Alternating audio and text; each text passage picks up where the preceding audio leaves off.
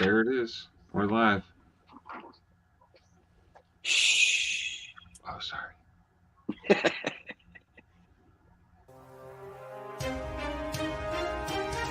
The Dorkening and all affiliated shows are not intended for anyone under the age of 18.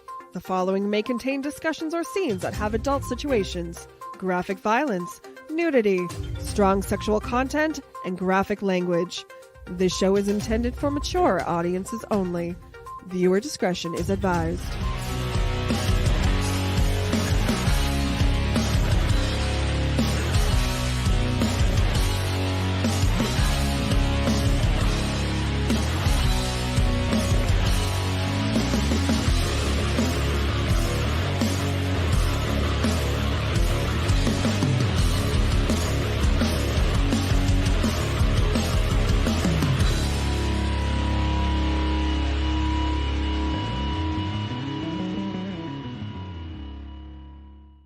Rise and shine, my sinners. When Father Evil starts his day, he gets a little deadly.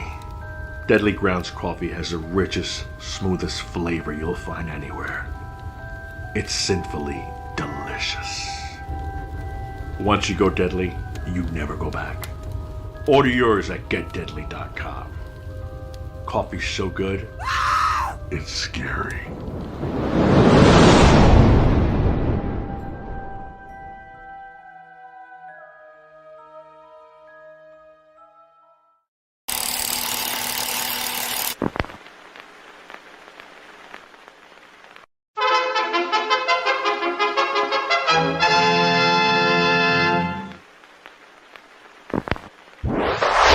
Persons under 18 will not be admitted.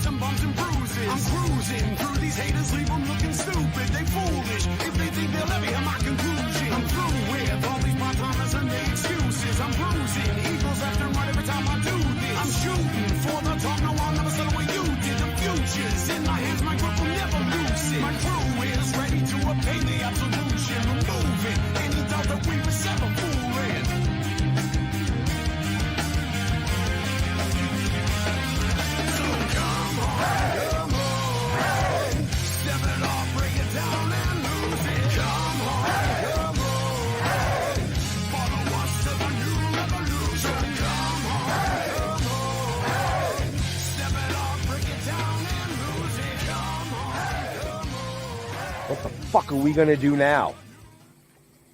Get high.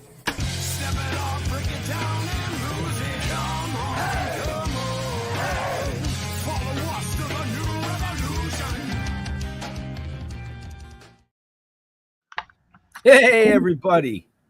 You know what time it is. At least I hope you do. Yeah, it's that time. Woo, woo. I hear voices in my head again.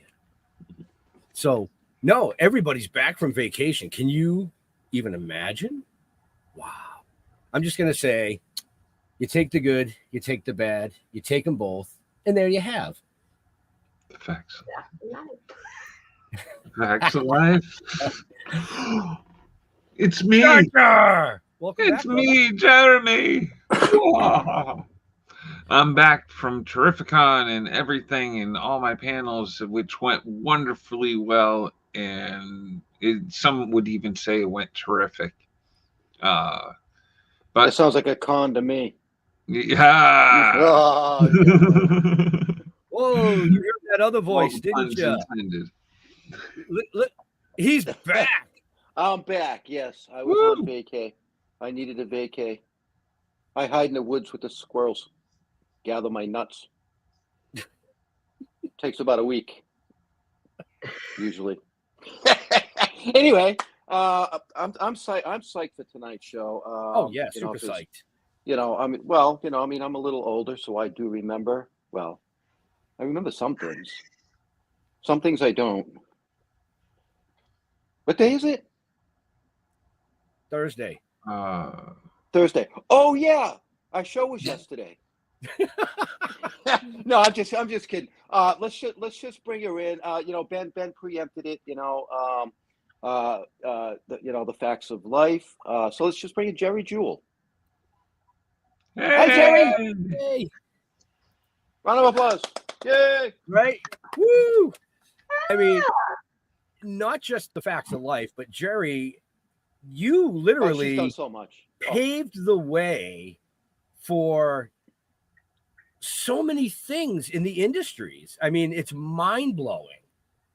You are just an amazing person. Well, thank you. How did you get started in the comedy and entertainment stuff? She thought she was funny. Actually, I was in my third year of college, and I was flunking anatomy and physiology, and I was flunking algebra for the third time. And I decided that, you know what, I need to find another career, because I wanted to be a psychologist. Thank God I didn't do that.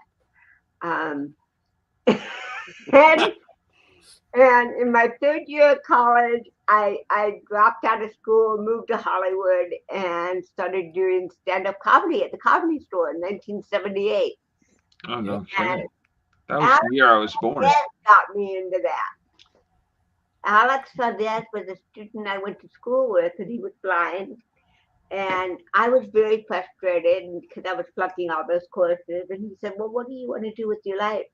I said, I want to be an actress, comedian, a writer. Well, what do you do what I do? What do you do? I go to the Comedy Store where we can tell blind jokes. Didn't see that one coming. Alex, I may not be aware of this, but I can see you just fine. No. Dinky face, you have got to tell cerebral palsy jokes. So I give him credit and I blame him for my whole career. It got me into Very nice. Wow. So I did read a little thing that you didn't even know how to spell cerebral palsy until you wore the t-shirt. Yeah, that's surprising considering I'm a writer.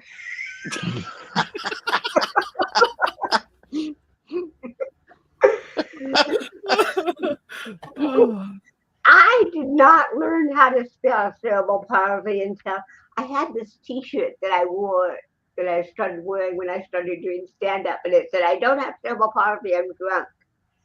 And, I didn't have a lot of money back then, so I wore that t-shirt every single time I performed. I mean, it had body odor, it had coffee stains, it had everything all over it, eggs, God knows. And so when I brought it to the Facts of Life set to use on the show, they said, oh God, no. Oh, God, no. We'll get you a new one. Yeah, we'll get you a new one. And Wardrobe bought me a new t-shirt. And I looked at it and I started laughing. And she said, what is so funny? Well, you just taught me how to spell palsy. I didn't know there was no E in palsy. God, if I had done that, it would have saved me 30 cents. Because it's 30 cents a letter. So, and I could have that original t-shirt with palsy with an E. God, leave it to me, palsy with an E. Well, do you still have it? Yeah, I do. I have that original t-shirt, and there's letters missing. So it's 3 something. There's a B in there somewhere, but it's gone. And palsy with an E. I love it. So it says a Siri pal. Yeah. Oh my God. That's just too funny. You know, That but is it hilarious. is, you know, it is true that, you know, a lot of people, there's certain words a lot of people just can't spell. Yeah, I but can't spell restaurant. Whenever I'm I Googling a have to place look to go out that to up all eat, the time I can myself. never ever spell restaurant. I agree that that's a tough one. I always get it Right. wrong. It's like, you know, who the fuck came up with a way to spell this stupid word? It's pretty simple. what is- Restaurant. There's no Yeah. A-U-R-A and then, you know. what stupid person invented the spelling of vacuum? 2 years, like you didn't get the first one. They completely suck. You know, yeah, he sucked. I don't know who it was, but Could have just used a W. Huh? right? Ah. Well, actually, if you're hearing impaired or deaf like I am, I have 75% hearing loss, and I wear hearing aids. And without hearing aids, I can't hear very well at all. And if you say something about vacuum and I read your lips, it reads the same as fuck you.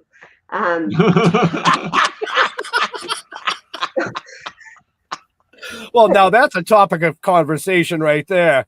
Honey, I'm going to go vacuum. Oh, no, you're not. The portal is closed. Oh. But in all seriousness, well, folks, if you joined in for seriousness tonight, that's not going to happen. But No. but in all seriousness, we are actually here to promote Geri's newest book called Geri's Jewels and Gems. Right. Which is all about how to make jewelry, right? Yeah. Look at her. Yeah. The publisher and I were talking about a title, and he wanted to call it Geri's Jewels. And I said, no, because then it sounds like a book on sex. And he said, well, that's my point. It'll sell more books. Sex Well, sells. Yeah, but Geri doesn't have any jewels. How would that work? I thought jewels, which shows you how long I was in special ed.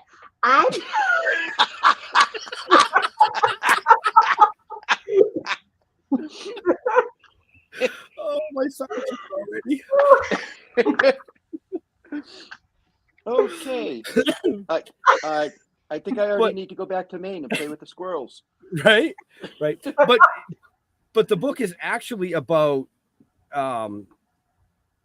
I'll let you tell us what the book is about. It's your book. Yeah. From what I understand, it is a collection of some of your writings. Yeah, articles, different. Your articles right? that you wrote for, I got it here in my notes somewhere, Ability Magazine. Yep. Ability Magazine. See? Yes. When my first book was published in 2011, and the Ability Magazine and Chuck Cooper, the editor of the magazine, wanted to interview me about the first book. And he was so impressed with the way I wrote, he asked me if I would be willing to write for Ability Magazine. So that's how I got that gig. Wow. And then when 2020 rolled around and we were in lockdown and we were all wearing masks and I couldn't read anybody's lips.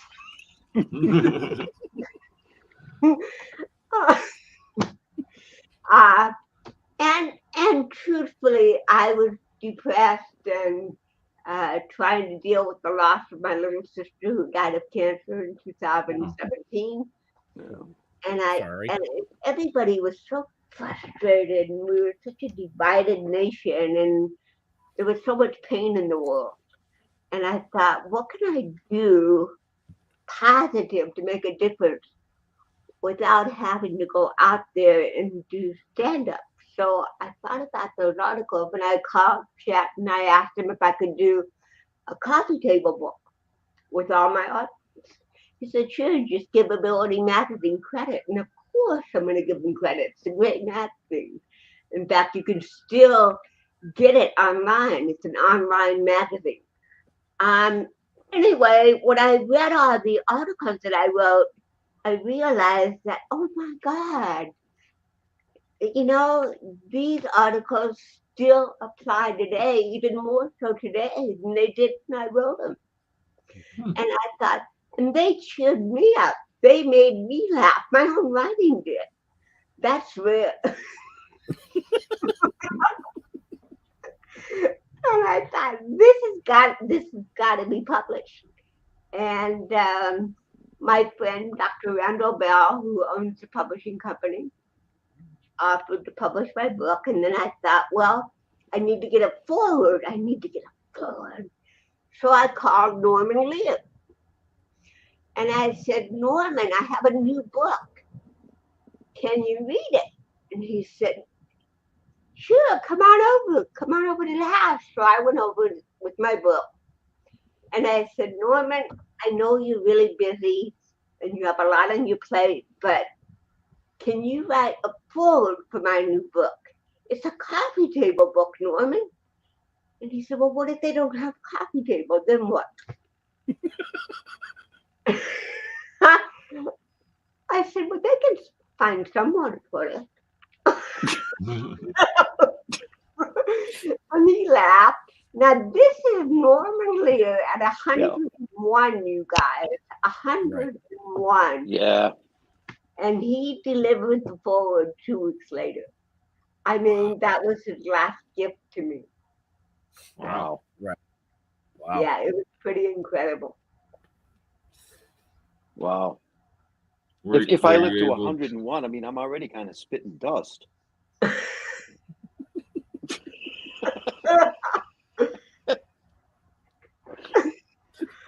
No. Well, I get a lot of that head shaking.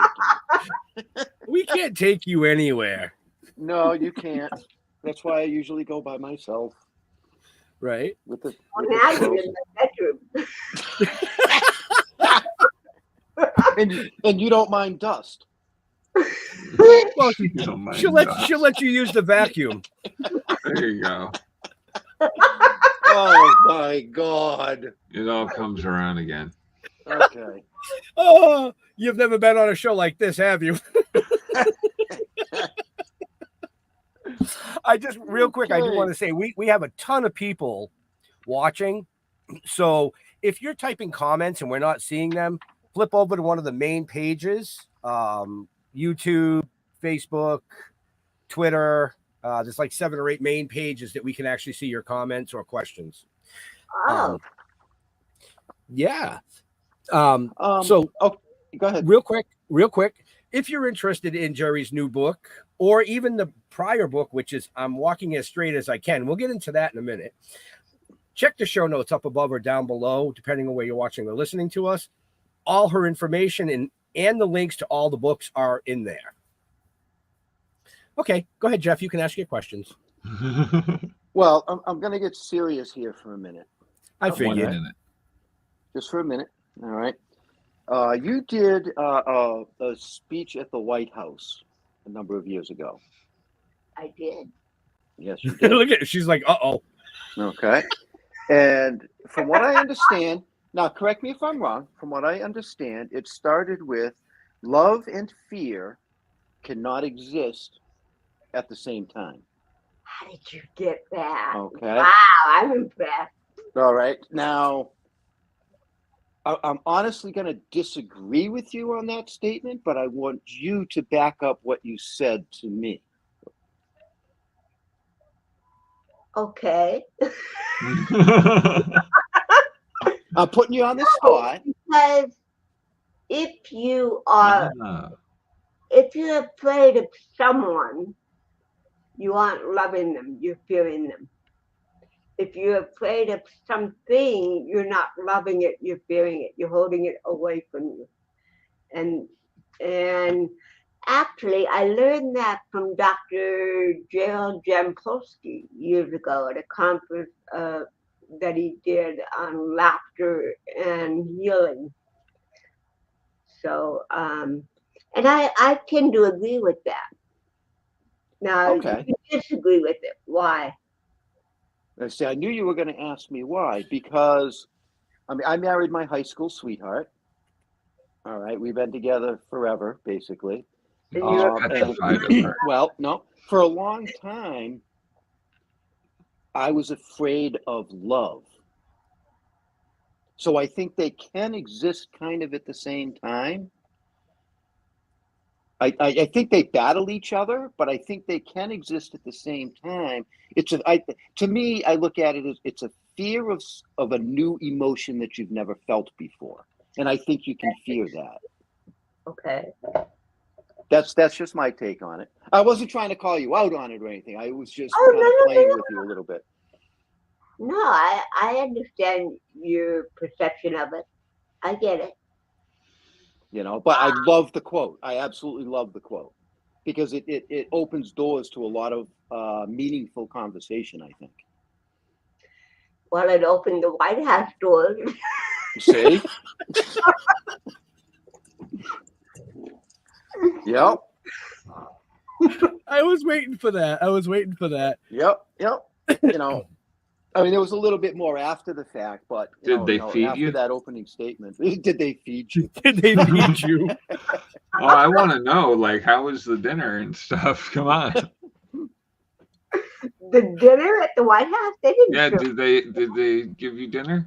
No. Oh, that what? No, I ordered room service later. Wow. Oh, that's great. Oh, the comments that just came into my head, I can't say any of them. Nope. Well, you can, but she's just going to give it right back to you. I mean, You know, yeah. It's just the way it is. It had no. It had nothing to do about that. But I'm going to skip right over that. I want to know about your autobiography, a little bit about your autobiography. I'm walking as straight as I can. I can't even talk as straight as I want. I had to think about that for a second. Well, you know, I what about my book? It's about you. It is. It's about your life. It was published in 2011. Mm-hmm. Right. And So go ahead. what did you want to know about it? Well, it's about your life. So I want to give our viewers and listeners later just a little touch about things that you had to deal with and things that you had to battle in hopes that they'll go buy the book to read it. And the new one. Yes. I'm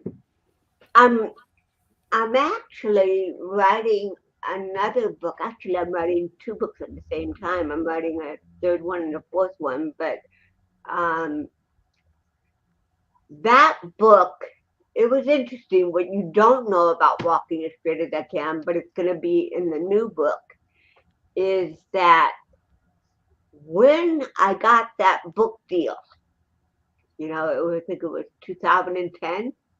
Yeah, 2010 or 2009, something like that. I had $200 in the bank. I was evicted from my apartment because I couldn't pay my rent for 2 months. My car was repossessed because I couldn't make car payments. I had nothing. And then I get a car. Luckily, I could pay my phone bill.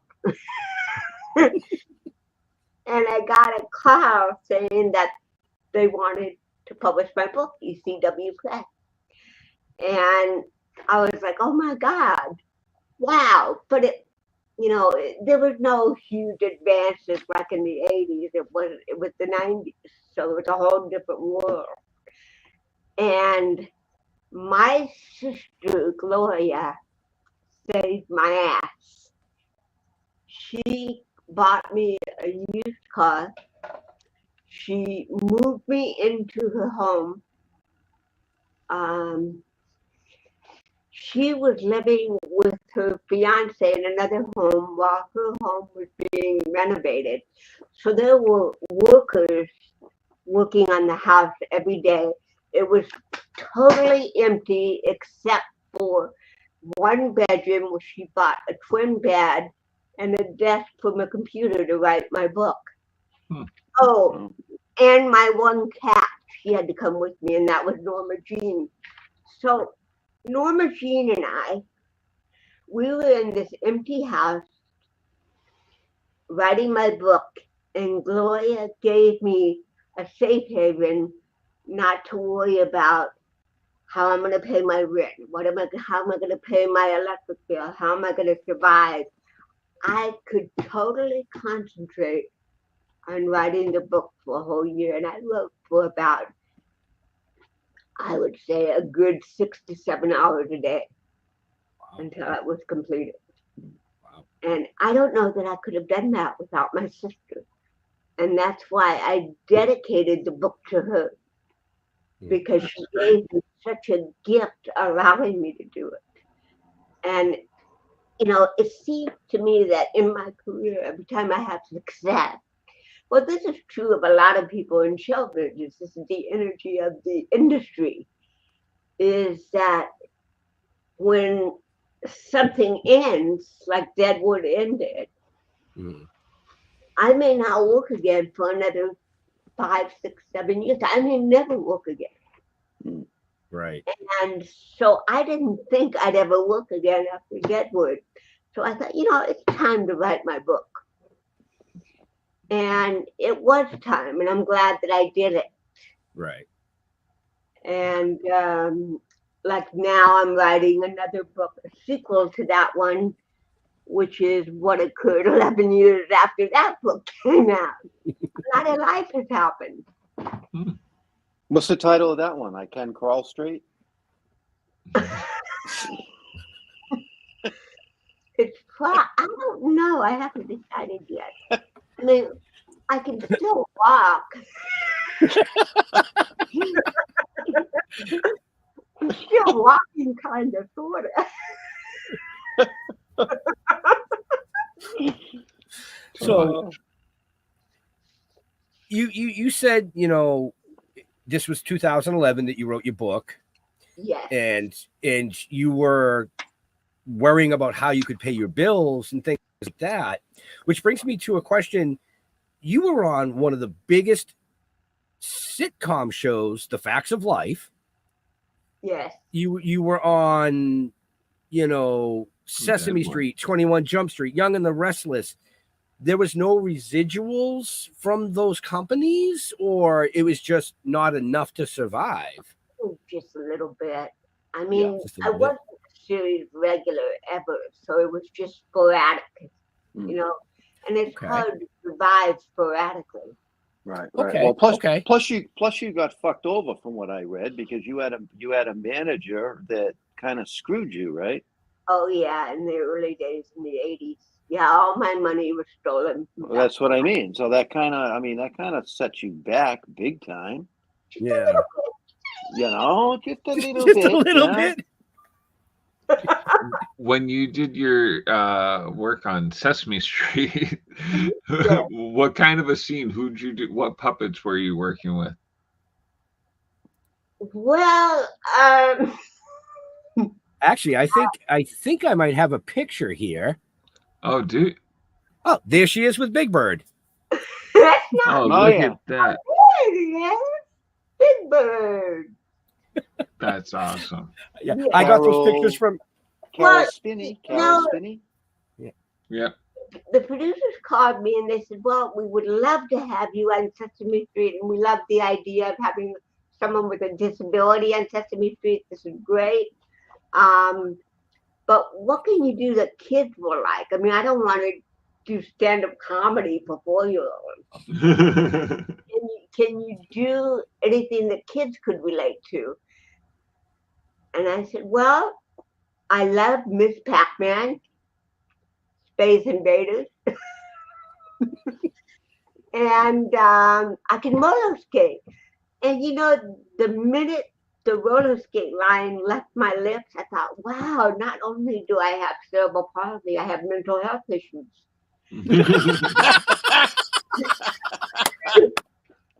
Because I thought, why did I volunteer roller skating?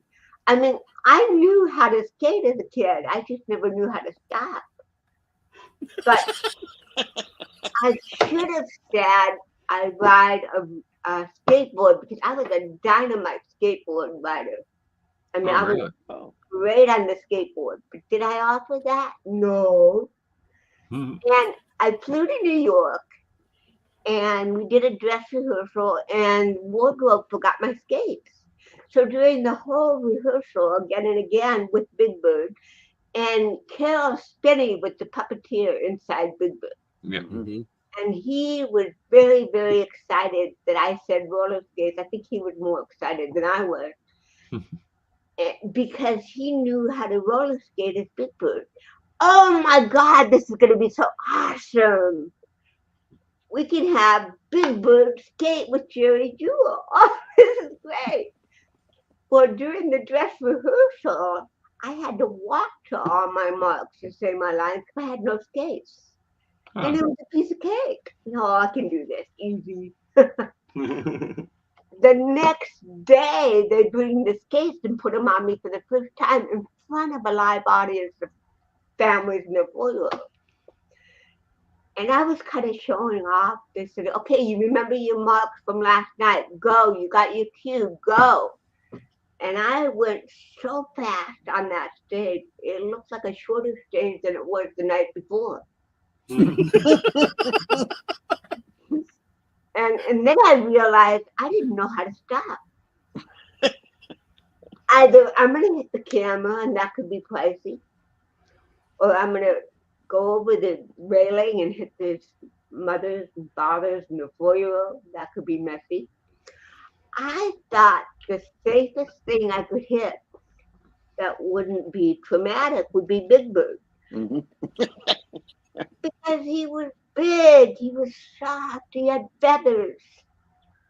Well, I hit him so hard his head fell off. Oh no. You killed Big Bird. And these poor 4-year-olds were screaming that I killed them. You know, and on top of that, the head rolled across the stage, which even made it more dramatic. And I think these kids are still in therapy.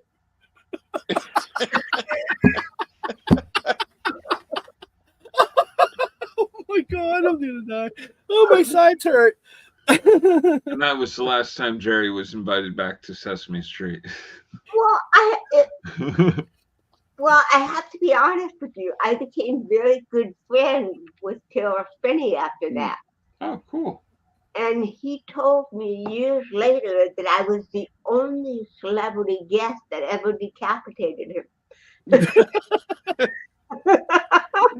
Wow. I'm going to have to ask Bill if he knows that story. That's hilarious. Yeah. That's that is hilarious. I hilarious. love that. Oh, Wow. Whew.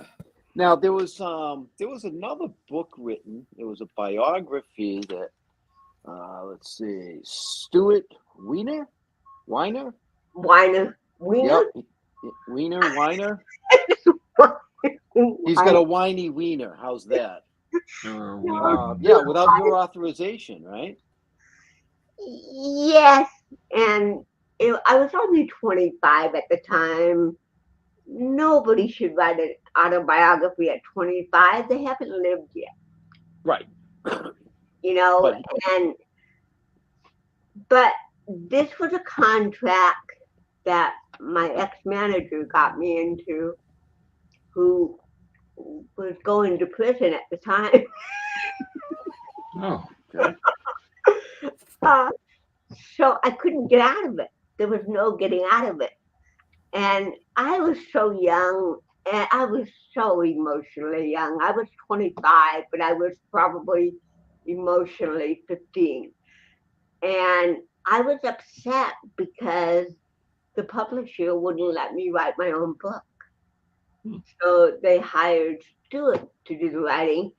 And I couldn't stand this book. I mean, today I appreciate it for what it was. And it was good for kids to read. It was a whatever. But at the time, it felt like God, I don't want to promote this. And they sent me the galleys, and I was so immature, I wouldn't even read it. I just mailed the galleys back. I didn't even read my own book. And I know, that's very unprofessional. I get it. But and then I Nothing wrong go with on that. national television, and I was hoping that everybody who interviewed me, that they didn't read the book either. But but Phil Donahue read the book. Oh, He wow. read it. He went through it with a highlighter. I mean, he knew that book from beginning to end. And I'll never forget, he said, Geri, you said something in the beginning of the book that caught my attention, and let me quote you. And I was like, oh, please don't quote me. And he said, you wrote that cerebral palsy are the two ugliest words in the English language. Now, to me, that sounds hypocritical of what you do, of what you're about, your energy. Why would you write something like that? And I wanted to say, because I didn't write the book. Right? But I couldn't say that because the publisher would have sued me. So I said, well, Bill, you're an intelligent man. I think you're taking it too literally. I think it was a metaphorical. I mean, totally BSing my way through a line that I never even wrote. And then I thought, that's the end of it. It can't get more embarrassing than that. But it did. Oh, boy. Yeah, he said, Geri, on chapter so-and-so, now you're talking to someone who hadn't even read their own book, so I don't know what chapter you're talking about. And he said, you wrote that there was a teacher that influenced your life. Can you tell us more about that teacher? And when you see this video of me on Phil Donahue, you see this blank look on my face. And I said, well, Phil, I said, can you give me a hint, like the initials of the teacher?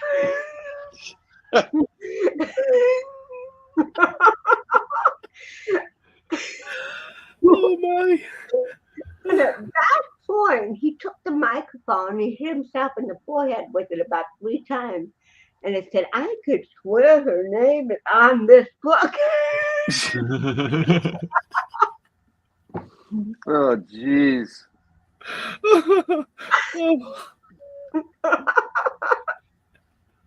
Wow.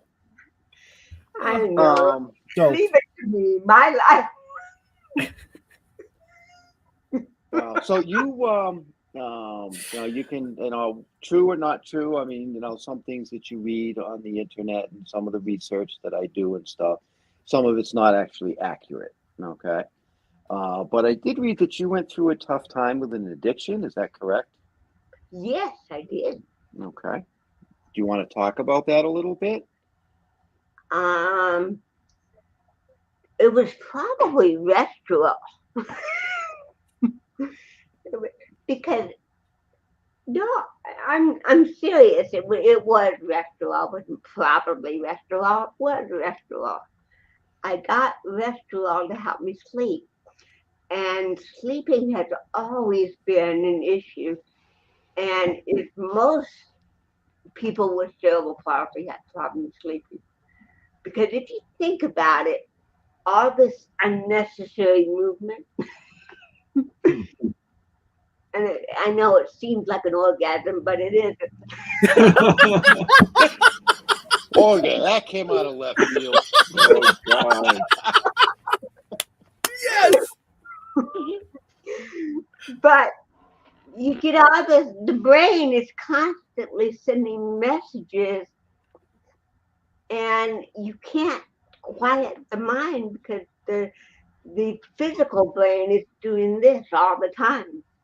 So it's been a challenge. Sleeping has always been a challenge for me. And I got addicted to Restorals. And yeah, it was problematic. And muscle relaxers also, which is, I have to be very, very careful because some muscle relaxers are very good for cerebral palsy, but you can't abuse it. Because if you think about it, my body is in a state of isometrics every waking moment. Okay. Yep. Still, it's not just a relaxed still. It's holding myself still. Does that make sense? Yes. Mhm. Yep. Absolutely. So it's a challenge, and I do okay. I struggle, with this body even now, even more so because of aging and CP. It's hard, very, very difficult. A lot of pain. In fact, I get 3 vials of Botox injected in my neck, shoulders, and back for chronic pain every 3 months. Wow. So, and that's just the upper part of the body. The lower part is another deal. In fact, I just stopped. I'm not going to go there. Oh, there you did, Ben. No, but I have rheumatoid arthritis from CP in my joints. Mhm. Curvature of the spine. I mean, so many things. And I had neck surgery in '99 from C1 to C7. And the surgeon told my sister, she said, if I didn't know that your sister was only 43 and I just came in there and did surgery on her, when I opened her up, she has the bones and the muscles of a woman in her 70s because of overuse. Mhm. Right. I never get a break. I'm just overused. It's like being a professional athlete or a dancer. It's like, Right. so I'm paying the price for being a professional CPer. CPer. Yeah. Does Is there an Olympic meditation? sport for that? Is there an Olympic sport for that? Wow. Does meditation help? Well, what did I just tell you, Jeff? No, I've never. Have I you never tried heard- cannabis? I didn't say masturbation. I said meditation.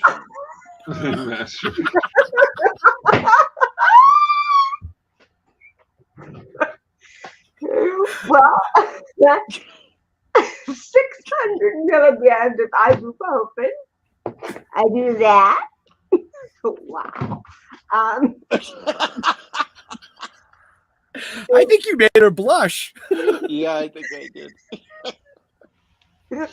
I have to be careful. I mean, there are medications that I take for nerve damage because it's the central nervous system that's Yeah. affected. See, I did not say medication. I said meditation. Like Om. Oh, what an ass I am. Don't you love deaf people? Vacuum.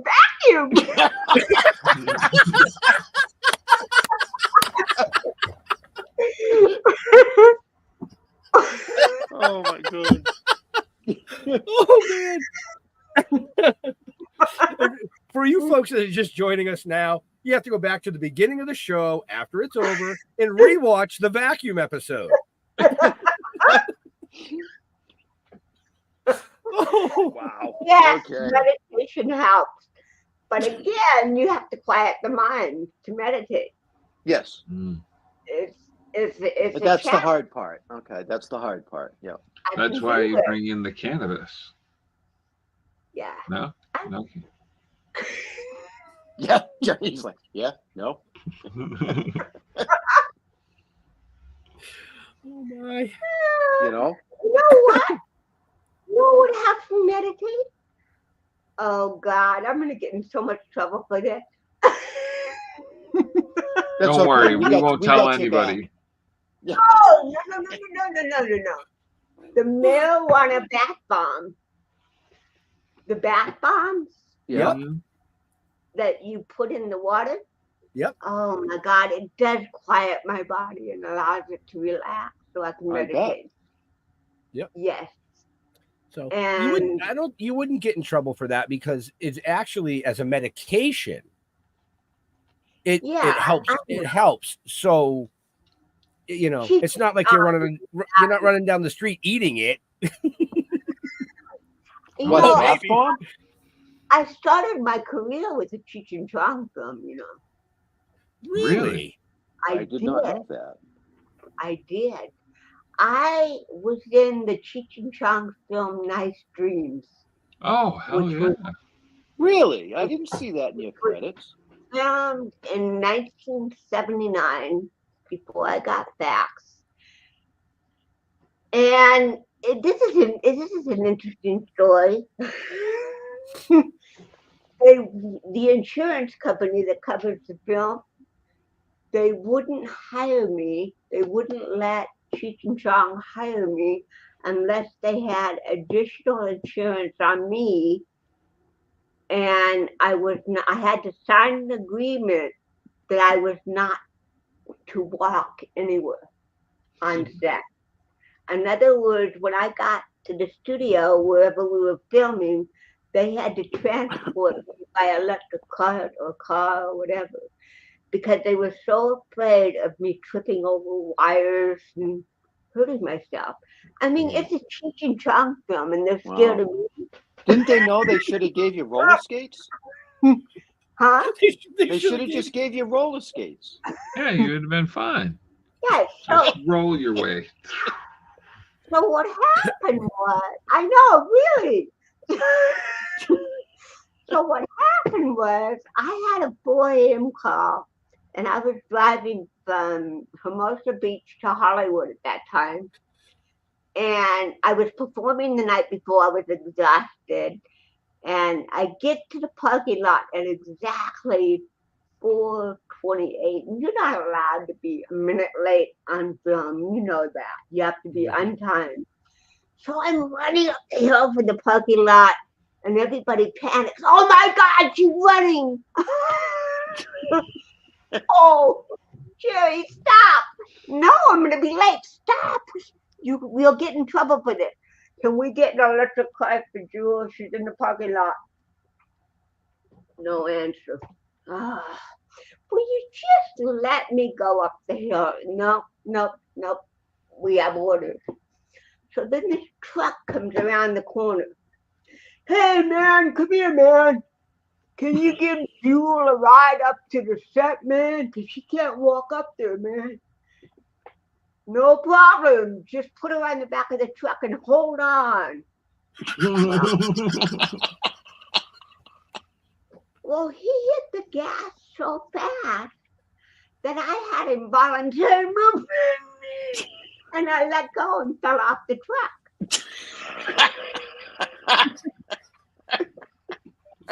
That's not funny, but it's funny. And,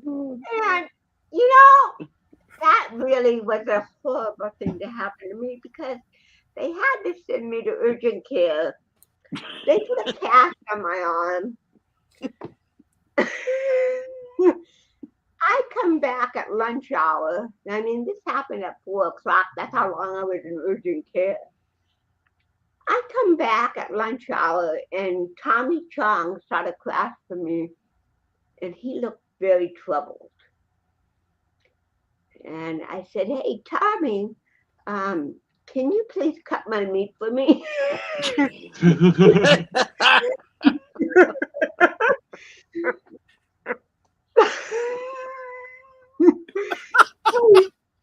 He's cutting my meat. And he said, damn, if they had only let you walk.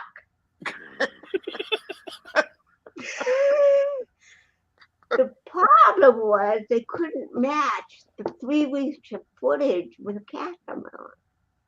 Oh So no. all my work on Nice Dreams was on the cutting room floor. But at the end of the credits, you see my name.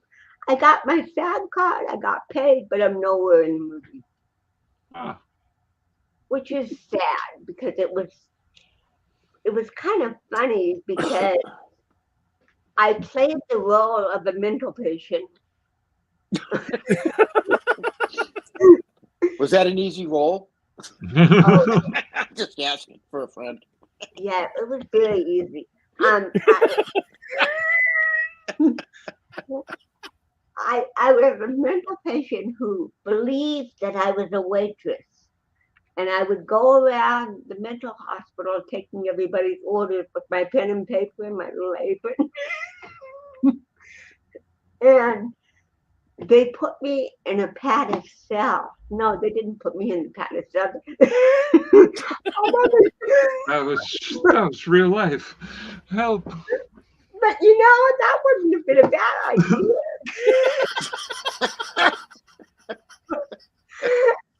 They put Mary Sheesh in the padded cell, and Timothy Leary came in and gave him a tab of acid, and he had an acid trip. And on his acid trip, he saw me doing stand-up comedy at the Comedy Store. That would have been in the film, but it was never meant to be. And I'm kind of glad, because even though it was funny, it was hysterical. But Facts of Life would have been furious because Yeah, you think? yeah, because Yeah. Chicken Song came out a year after I got on Facts. So they, oh no, Cousin Yeah. Geri was on a Cheech and Chong film. I don't think Mrs. Garrett would have liked that. Yeah. Girls. Girls. Just give her a bone; she'll be fine. Mrs. Garrett. No, she was cool. Jesus. Oh boy. Yeah, I didn't see that one coming. No. No, you didn't. I just didn't. No. So I gotta say, you do a lot of what keeps you going so strong. Like I'm a fully able person, and I'm like way lazier than you could ever imagine. And you're like writing, you're doing comedy, you do stand up. Like She still have leftovers from Timothy Leary. right?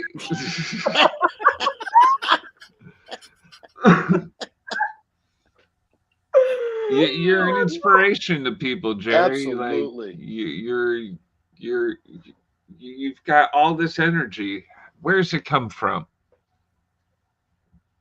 You know, truthfully, I know you're going to find this hard to believe, but I'm spiritually grounded. And if I didn't have that spiritual grounding, I don't know that I could survive any of it. Okay. I have a purpose in my life. I always have known that. From the time I was about 12 or 13, I knew I wanted to be an actress. I wanted to be a comedian. I wrote a couple of plays when I was 13. I also wrote Carol Burnett. We became pen pals. Oh wow! Oh, And she answered all my letters, and I was always, I sent her so many letters. Dear Carol Burnett, you're not going to believe what my rehab counselor told me. He said there's no job for me in the entertainment industry. Can you believe that, Carol? And Carol always wrote me back whenever she could, and she said, get into acting in every capacity. She told me there was no guarantee that I would become professional. She said there's no guarantees in life, period. The important thing is to put out the effort and to try, because no one knows what they can do unless they try. And that's very powerful coming from Carol Burnett. Right. So, right. I think and that's then powerful. Go ahead. I ordered tickets to a show when I was 16, 17 at the Carol Burnett show. And it was that episode, that famous episode where she wore the curtain, Gone with the Wind. Yeah. I was in the front row of that audience, and I was like 16. And that's when I first met her. Yeah. Wow. So is Carol one of your biggest influences? Pardon? Was Carol Burnett one of your biggest influences? Oh,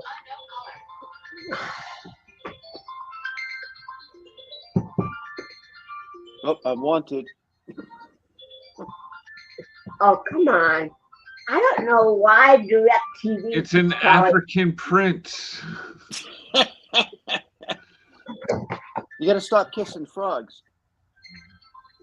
No, Beautiful my music. phone is Bluetooth to my hearing aids. Thank you.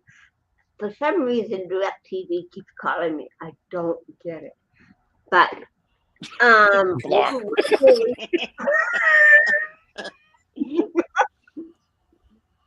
I paid my bill, all right?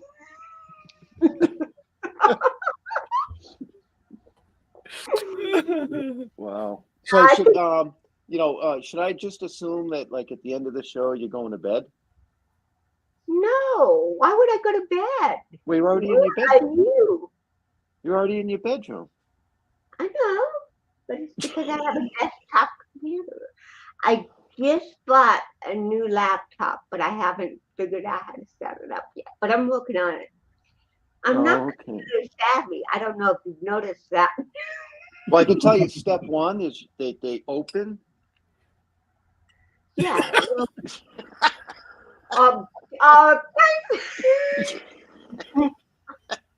I'm sorry, I couldn't help it. No, I know. I'm gonna get that laptop going, I promise. It's actually, I'm almost there. I gotta Well, call you're a my step ahead of me because I don't have a laptop yet either. So I Okay. need a new I one. still I've use had a the same one desktop. for 10 years. Thing's so old, like I'd go to pick it up, it starts to fall apart. It's decrepit. It's beautiful. It's got character. It's held together with duct tape. Yep.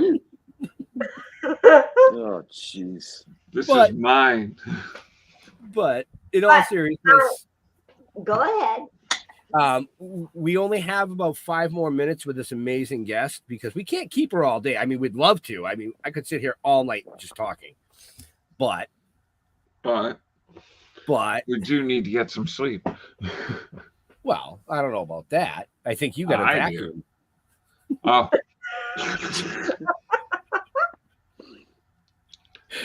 No, boy. No, people. I got no. the head shake that time. No. 2 years. 2 years.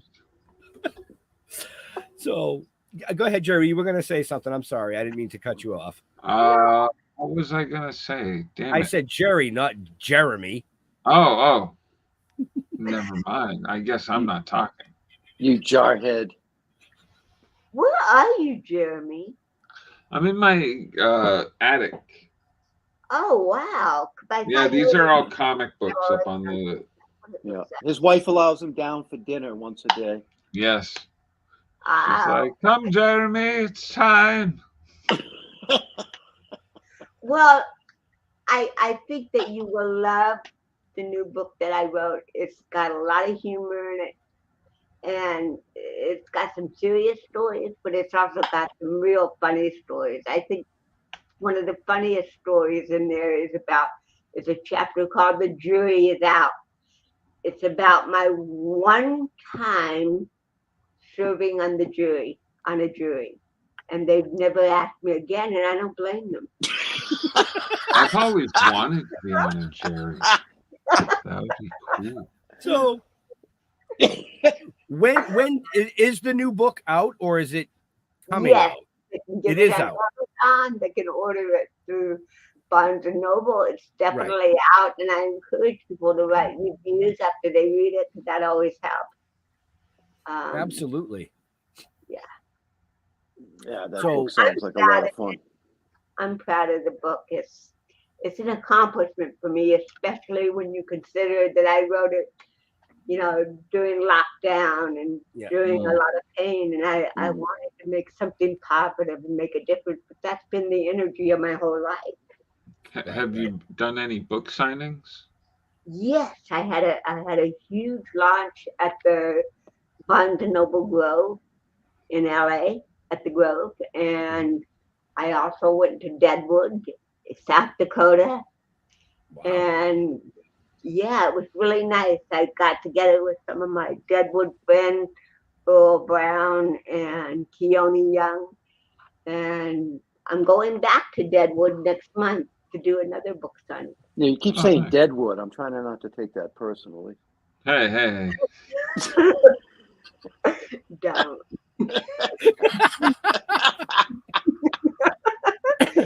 So Vacuum.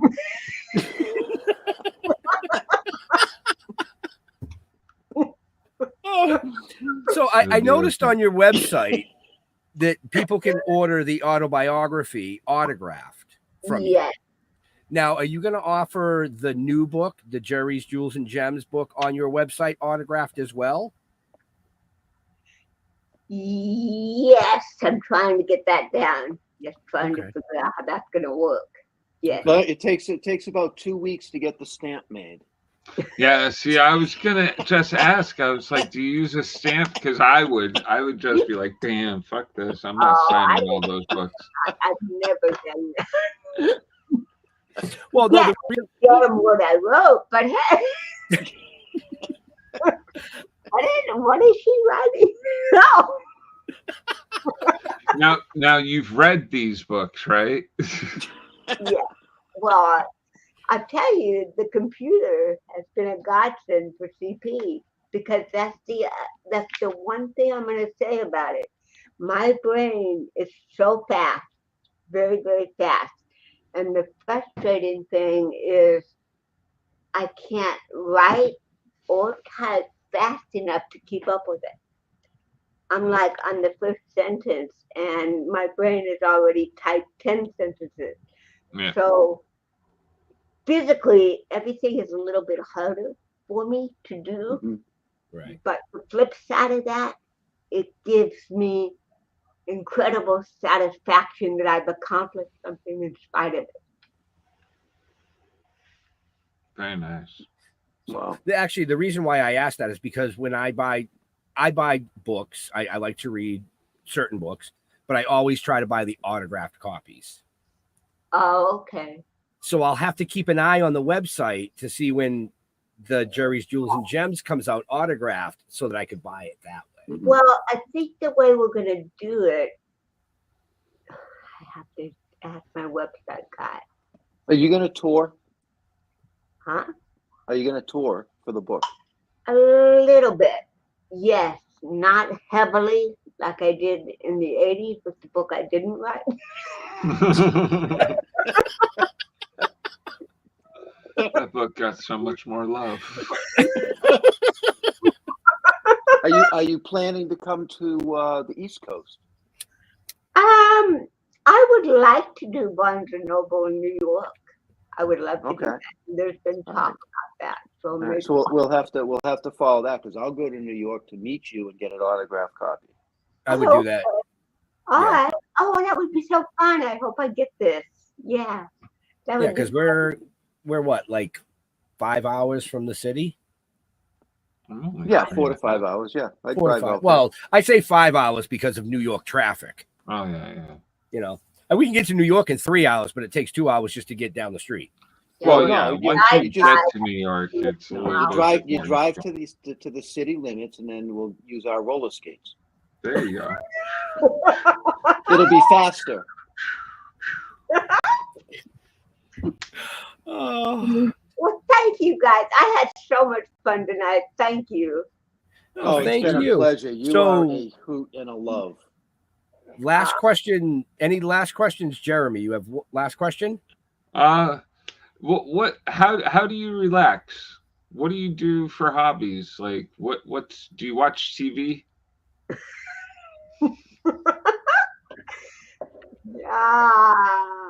Yeah. I also like Scrabble. I have tons of Word with Friends games. Scrabble is not relaxing. That is stressful. Are you kidding? Oh, I stress out. I'm sitting there. I need a double word. I'm trying to set up a word. I sit there and wait for the letters. Everybody else is stacking up points. I'm just, no, I hate this game. It's worse than Monopoly. No, I love Scrabble and Word with Friends.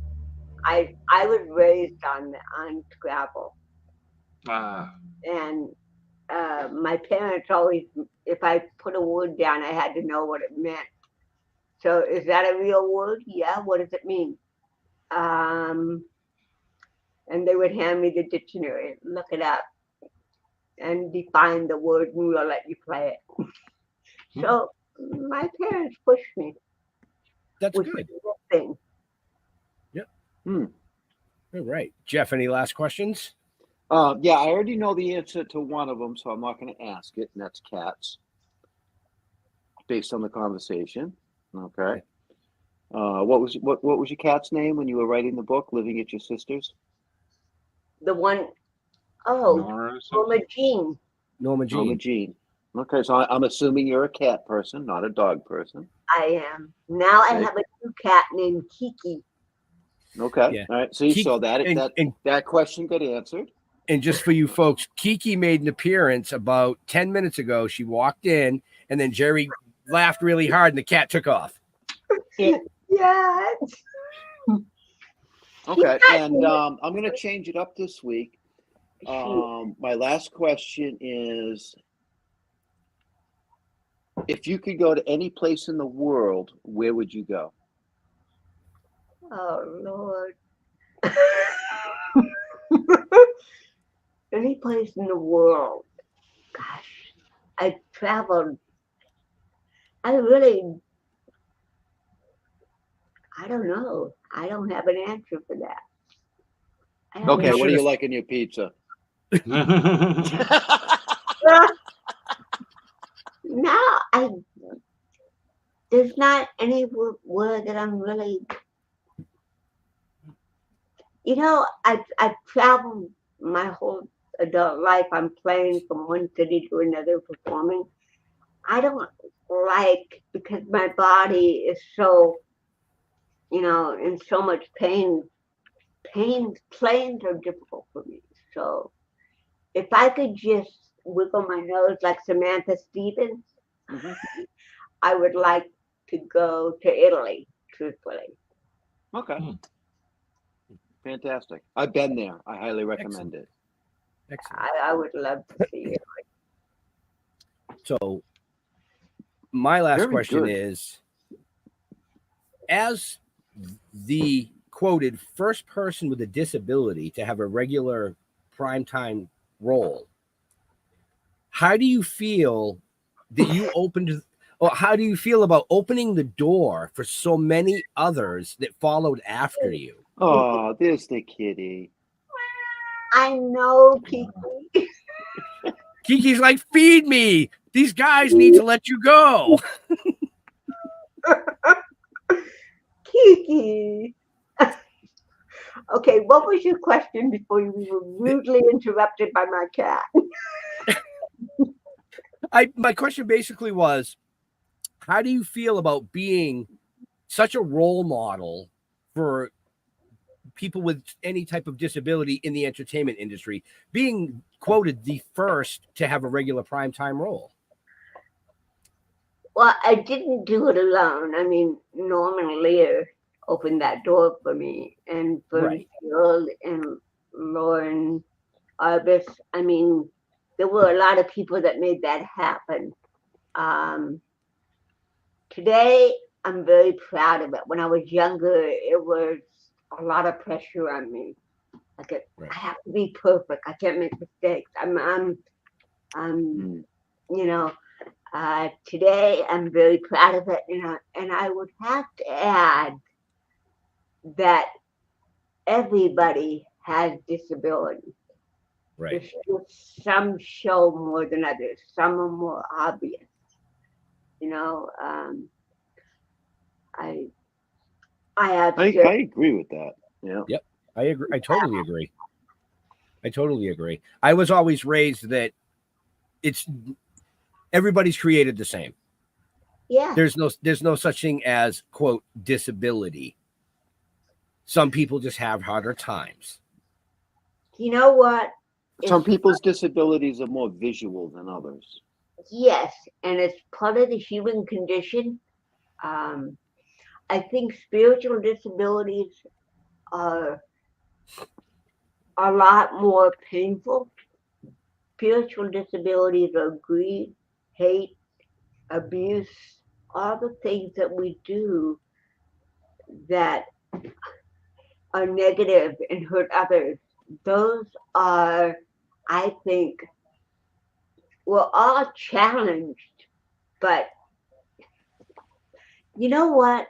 I think cerebral palsy has given me a lot of insight and sensitivity and empathy that I may not have had otherwise. So I have more patience with people than most people would. Right. As you all have seen tonight on the show, she had a lot of patience with us. No. You know what No, I do know what you mean. Well, I think that wanna, was well said. Yeah, I do want to throw something out there. This is like totally off the wall. I don't know if anybody's heard of it before. I discovered it 2 days ago in an article that I read. Does anybody realize that the TV show Gilligan's Island, that all the characters are the 7 deadly sins? Do you guys know that? Jeremy does. I just read that earlier today. I was like, oh my God. I heard that. Each character is one of the 7 deadly sins. What and Gilligan's the devil. Yep. I didn't get that. The show Gilligan's Island? Remember Gilligan's Island? Yeah, of course, Gilligan's Island. Yeah, each character, and this is coming from the guy that created the show. Okay. You can look it up. Each character is based on one of the 7 sins. Oh, wow. Okay, like Mr. Howell is greed. Greed, yeah. Okay. I don't know all the 7 sins. I mean, they list them all out. If you just Google it, and it makes perfect sense. Oh, and that's what the show is actually all about. They were actually in hell. That was their purgatory. Are you serious? Wow. Yep. Wow. No wonder Ginger was always vacuuming. She was lust. Ginger was lust. That's what I said. Yeah. That's what I said. But on that note, okay, I'm sorry. Go ahead, Jerry. Everybody loved Ginger. Well, yeah. No, Marianne. Marianne was the innocent one. Oh, we lost Jar Jar. He got booted.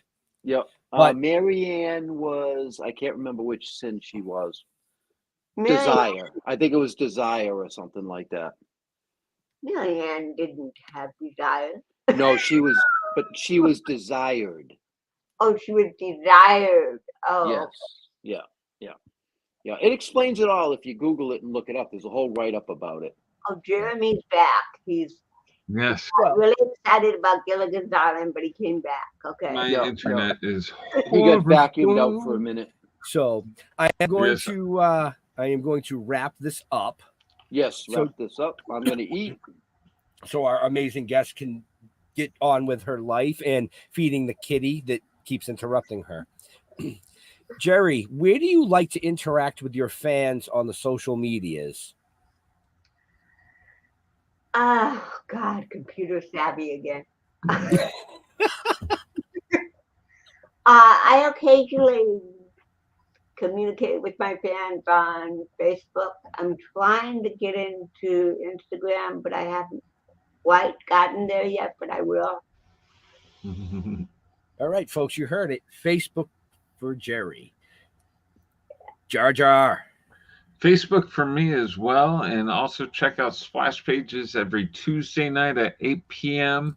on the Facebooks and the YouTubes. And I'm here every Wednesday night at 7 p.m. on the Facebook and the YouTubes and wherever else. Find Well, are your podcasts eyes or even open? broadcasts. Oh, there they are. Now they're open.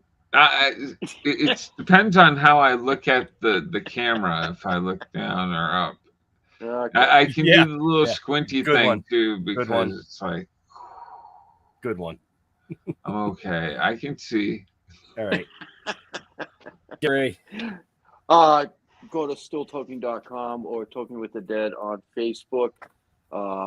Me personally, yeah, you don't want to know anything more about me other than through that stuff. So, don't look me up. There's 1,000 of me out there already. I Googled myself once. It scared the shit out of me. Don't Why? ever do that. Was Because it there's so many of me's. I There's got a lot of me's out there, and I don't know where they fucking came from. People with the same name. I was like, who the fuck is this? I got a friend request from me. What the fuck is that? Yeah, that's pretty crazy. So go to stilltoking.com. You can find out everything about what we do. All our shows are archived. All the links are there.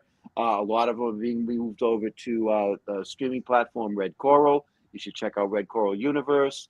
Other than that, yeah, I'm looking for another vacation. I got to go hang out with the squirrels and collect some more nuts.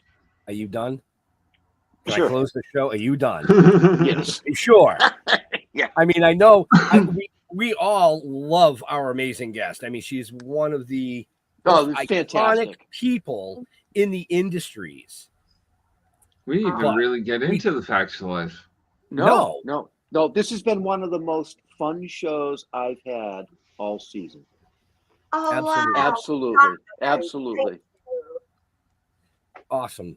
So, with all that, folks, we want to thank Geri for coming out, talking about her new book, which is Geri's Jewels and Gems. You can find all that in the show notes up above or down below, as well as all her other amazing links. They're all in the show notes. So Up you guys above and down below. got me all flustered, like flustered. Just saying, But quick reminder: next week's show is at 5 p.m. We have the amazing Charlotte Kirk coming on from the UK. So I had to move the time back because I can't make them go on at 1 a.m. It's just not fair. Well, it is, but not really. Again, a huge thank you to Geri for hanging out with us tonight. Hope everybody enjoyed the show. We had a ton of viewers. I wish, you guys jumped over to one of the main chats and you could have chatted and asked a question, but you didn't. Oh, well. So to all our veterans and first responders, we want to thank you for doing what you do so people like us can come up here and do what we do. Stay safe. We'll see you next week. We are out of here. Bye.